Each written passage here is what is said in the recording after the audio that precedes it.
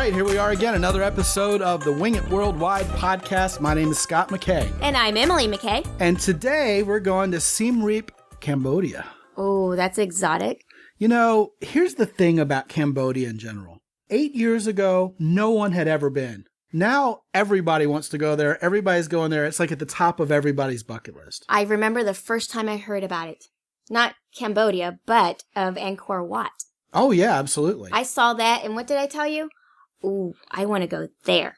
And none of it was restored yet when we saw that. This was like 10 years ago. That was a documentary, and we were in Hong Kong in our hotel room. That was the first time you'd ever heard of it? Yes. Oh, I'd heard of it, but it just wasn't like a thing yet. No, that documentary made me want to be there. Oh, yeah. Well, we put it on our bucket list at that moment. And they were talking about how many changes they were making to it and how it was eventually going to be touristy and whatever. Right. I said, we want to be there before it became overrun with tourists. Well, the thing about Cambodia is it's yet another one of those countries that got a bad rap from an American perspective. Man, Khmer Rouge, Pol Pot killed a third of his country. Scary stuff. Oh, yeah. And it's associated with the Vietnam War, of course, and not a good, memorable way. And so people just don't think of it as a place to go. But yet you have all those beautiful Khmer temples, not to be confused with the Khmer Rouge. Right. The Khmer Empire is from hundreds of years ago. Hindu, actually. Mm-hmm. Right? Right. And just this massive expanse of temples and the accoutrement that go with it. Like one of the videos we have that you can see on the blog is that huge place where they would have sports and they would do shows and the stone changing rooms where they would perform for the king. And no one ever sees it. And everything. Yeah. I imagine in its day had to have been glorious. Still is. Even today, as run down, and aged with time as it is, it's still just an amazing place to visit. And of course, everybody knows about Ta Prohm, which when the Tomb Raider movie was made, everybody was like, wow, where's this exotic place where they're filming? Now everyone would see the Tomb Raider movie and go, oh yeah, come on, please. The jungle temple. Yeah, right. Where the tree roots are growing through the temple and everything. Right. Just iconic nowadays. Everybody knows about it. Go and touch it and play in there and one of the things we were talking about the last time we were talking about Cambodia was the whole idea of Angelina Jolie being in that movie and wanting to adopt all the children from Cambodia. Right. And we figured out why. Yeah. And you will never know what that's like until you've been there. Yeah. Just since the way the people are there is incredible. They've been through so much terrible stuff in history. And a lot of them have lost family and parents and children. And have the scars from it. Too. Oh, yeah, that was hard to see. And they are so happy. They don't go around going, woe is me, I'm sad and depressed and this life sucks. You don't see that. No, they are very happy. They want to live life. They want to take their country back and be thrilled. And forget about the past, and we're looking forward. It makes you well up. I mean, it was very emotional for me to see. Right. They have such a positive attitude. And they were so warm and so kind. And the children were so sweet and intelligent. And beautiful. And you just wanted to hold and take them all home. And you really did want to take care of them. You know, a lot of times you'll find that children are selling trinkets. And Cambodia is another one of those countries where if someone who knew what they were doing came in and started a legit business selling real souvenirs, they would just clean up because everybody's selling the same little cheesy trinkets over and over and over and over again. And these poor little kids are running around selling bracelets and postcards. But I will tell you something. As much as everybody's like, don't support that commerce because, these kids should be in school or whatever. First of all, the culture is what it is. Right. Second of all, some of those kids are phenomenal salespeople. And they understand. They get it more than like 6- and 7-figure salespeople do here in the United States. Right. I want to hire them all and build a sales force. Right. Well, not only that, their math skills were incredible. They were faster than I could even calculate. I would want my calculator figured out. Oh, yeah. They knew how much you owed them and how much change to give you. They had it down. Oh, yes. Oh, yeah. Smart little kids.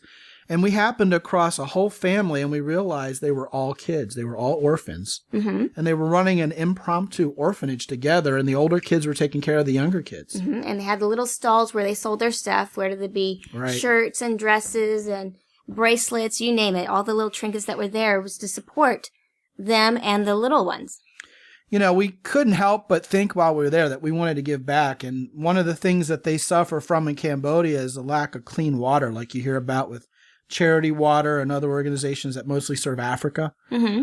And we wanted to do something, and the tour guides were like, yeah, you have to really go through the proper channels for that because the government just steals all the money and keeps it. Which is a sad thing that happens. But Cambodia is one of those countries that now everybody's starting to see what a delight it is to visit. Everyone who goes there, it's near the top of their favorite countries they've ever been to. Right. It's just amazing. Yeah. And the monkeys, like they're selling you little bananas, and the monkeys actually don't rip your hand off. They're actually somewhat friendly. Well, they're spoiled brats. Oh, They get a banana, they smell it and decide, well, yeah, I think I'll eat this one, or nah, it's not up to my standards. The other thing about Cambodia is it's one of those countries that isn't Americanized yet. Not yet. It still has its own culture. It's still affordable. There isn't a single American fast food place, as of when we went, anywhere in Siem Reap, certainly. That's true. There wasn't. Not even a KFC, and KFCs are everywhere. And the food was wonderful. We had no trouble finding good food. It was very affordable, real inexpensive to be more. Deeply inexpensive. Yes. Yeah. And the nightlife, there was a couple of blocks there where there was... Pub Street, they called it. I would avoid that, though. That's where they dinged you for the American, cost of things. Yeah, but, the food was great. It was nice to have some nightlife. Yeah. And they even have, remember we went to, it was a food and dinner show. And they had the dancing where they show the culture. And yes, it's touristy and all that, but where else are you going to go where people get to show their customs and their dances they're dressed in their garments? That's right. That's really the only way to see that unless there's a festivity happening and you happen to be in town at the right day. Plus, what else are you doing at night? It's a daytime place. You're going to get up in the morning at dawn and go see the sunrise over Angkor Wat, which is a must. Right. And, you're going to want to be gallivanting around and spending a lot of calories all day long. It's one of those places where you turn in early. But I do remember when we went to the local bar, and remember that Canadian guy and I just were taking turns buying rounds of beer for the entire place. Because it was cheap. It was like $8 to buy everybody. And you got your beer glasses there. Got my beer glass there. And I was saying to the guy, hey, I want to buy one of these really cool beer glasses. Can I give you $5 for it? And the guy's eyes lit up. And he gave me 2 glasses of each kind he had, plus he put a pitcher on the table. A pitcher that had a logo of the Angkor beer. Right. And he was like, no, take it all. And I was thinking, man, I just made this guy's life for $5. Yes. That's how inexpensive it is. Made your day for sure. Oh, yeah. Of course, I had to figure out how to get that back home without breaking it. Oh, you're the queen of that.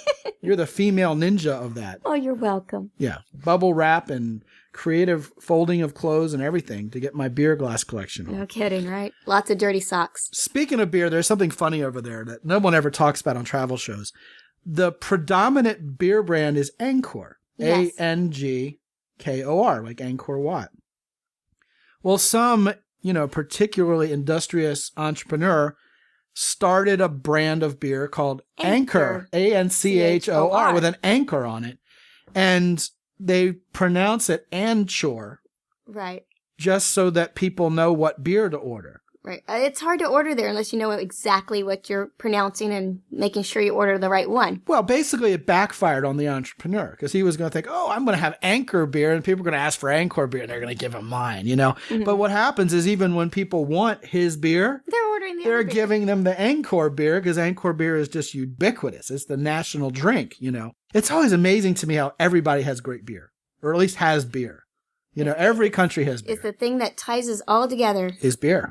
But I got me an Anchor beer glass, too, and I still laugh about that. Yes.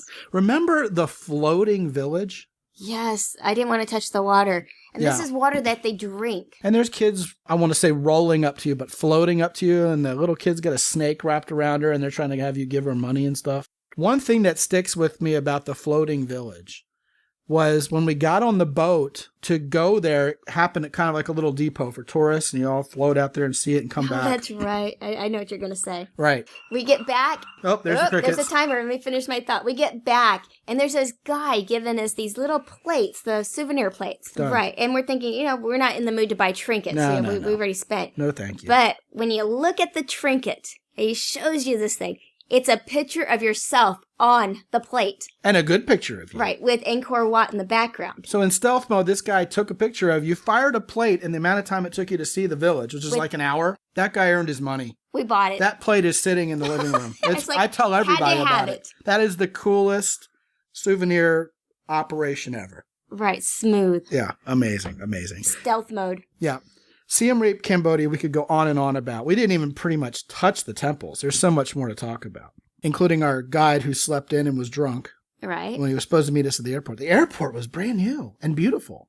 And they welcomed you with open arms. It's all on the blog, www.wingitworldwide.com/podcast. We'll get you to the show notes. Click on the link to the blog. More pictures, more fun from Siem Reap, Cambodia there. More information? Yeah, absolutely. Check us out on YouTube. Check us out on Pinterest. Lots of pictures there.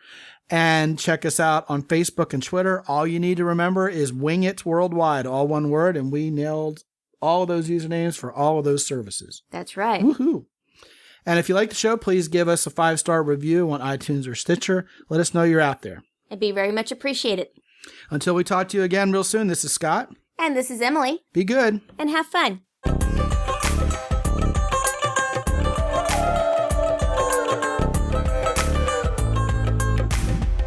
The Wing It Worldwide podcast is copyright X and Y Communications. All rights reserved worldwide.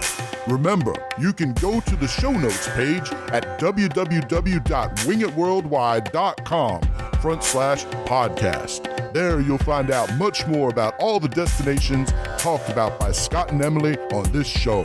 Remember, if there's anything left out that you wanted to hear, chances are you'll find it there. It's all at www.wingitworldwide.com/podcast. This is Ed Roy Odom speaking for the Wing It Worldwide podcast. Until next time, be good and have fun.